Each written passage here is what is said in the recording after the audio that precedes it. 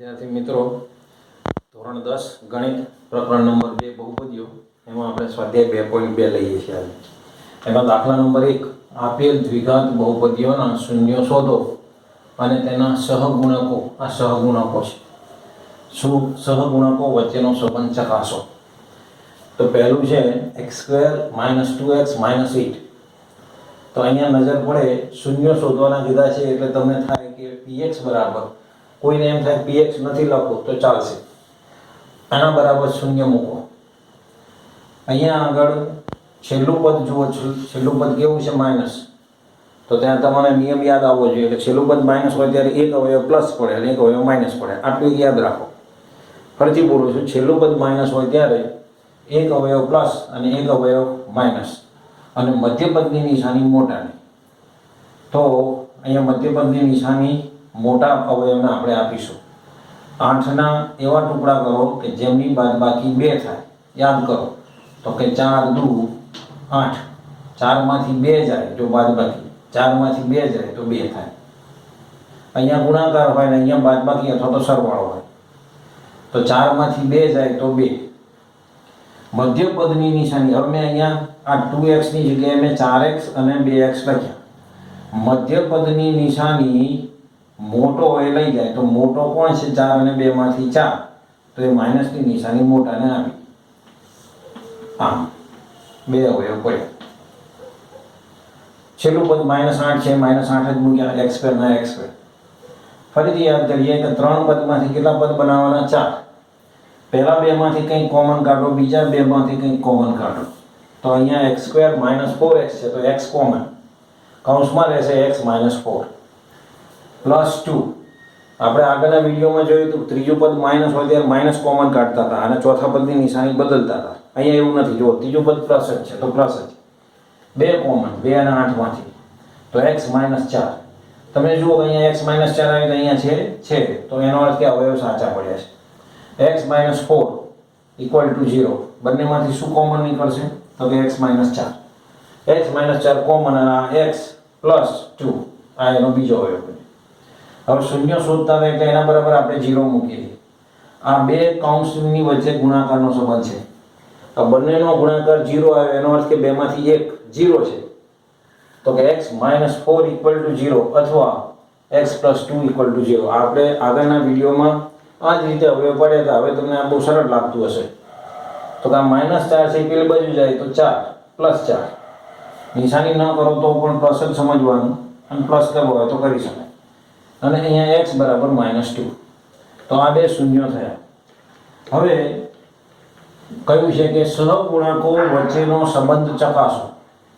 તો અહીંયા બે બીજનો સરવાળો α + β. આ લખતા પહેલા તમને અહીંયા યાદ આવી જવું જોઈએ કે α + β = -v/a છે. આપણે આગળના વિડીયોમાં આ સૂત્ર તૈયાર કર્યું હતું. અને α × β = c/a. એ પહેલા લખી નાખવાનું, વચ્ચે આપણે ગોઠવીશું. તો કે બે બીજ α અને β, બે બીજા 4, 4 + -2, 4 + -2. અહીંયા વત્તા છે મેં વત્તા કર્યા. 4 માંથી 2 જાય તો 2 રહે. તો આ 2 જે છે એ મારે -b/a સ્વરૂપમાં ગોઠવવા છે. તો આપણે છેદમાં 2 ના છેદમાં શું મૂક્યું મેં? a. અને માઇનસ ગુણ્યા માઇનસ એટલે શું થઈ જાય? પ્લસ. એટલે હવે આ -2 શું છે? આપણે શરૂઆતમાં એક સમજવાની છે જરૂર કે આમાં a કેટલા છે? તો કે 1. હું અહીંયા લખું છું a = 1. b કેટલા છે? તો કે -2. b = -2 અને c = -8. નિશાની સહિત જ તમારે લેવાના. તો -8. b કેટલા? તો કે 2 નહીં બોલવાનું પણ -2 બોલવાનું. a તો પહેલું પદ હોય તો એ 1 છે. તો અહીંયા આગળ મેં પ્લસને -2 કર્યા, એનો અર્થ કે ઓછા ગુણ્યા ઓછા વત્તા 2 થઈ ગયા. હવે આ -2 બરાબર શું છે? જુઓ તો -2 બરાબર અહીંયા જુઓ, -2 બરાબર શું છે? b. તો મેં આ b લખ્યું. અને આ જે માઇનસની નિશાની છે આ છે, જુઓ. તો -b/a. તો બે બીજનો સરવાળો -b/a સાબિત થયો. હવે α × β તો તમને ખબર છે કે c/a. તો છેલ્લે આપણે c/a લખી નાખ્યું. હવે અહીંયા 2 નો ગુણાકાર કરીએ. 4 અને 2 નો ગુણાકાર, પણ અહીંયા કેવી નિશાની છે? માઇનસ. તો 4 × -2 વત્તા ગુણ્યા ઓછા તો ઓછા, તો 4 દુ 8, પણ આ માઇનસની નિશાની આવી. -8 એના છેદમાં કશું જ નથી એટલે શું લખી શકીએ? 1. તો -8 શું છે? તો કે અહીંયા જુઓ -8 શું છે? c. તો c અપોન a આપણે પહેલેથી જ લખી નાખ્યું હતું એટલે ખબર પડી ગઈ કે -8 ની જગ્યાએ આપણે હવે c લખીએ છીએ, તો c અપોન a. આ દાખલાને ફરીથી સમજીએ. x² - 2x - 8 છેલ્લું પદ માઇનસ હોય તો એક અવયવ પ્લસ ને એક અવયવ માઇનસ પડે. આ નિયમ પહેલા પાયામાં તૈયાર કરજો, ભલે 10 વખત બોલવું પડે તો બોલવાનું. છેલ્લું પદ માઇનસ હોય ત્યારે એક અવયવ પ્લસ અને એક અવયવ માઇનસ. હજી એનો આગળનો ભાગ બોલો, અડધો નિયમ બોલે છે.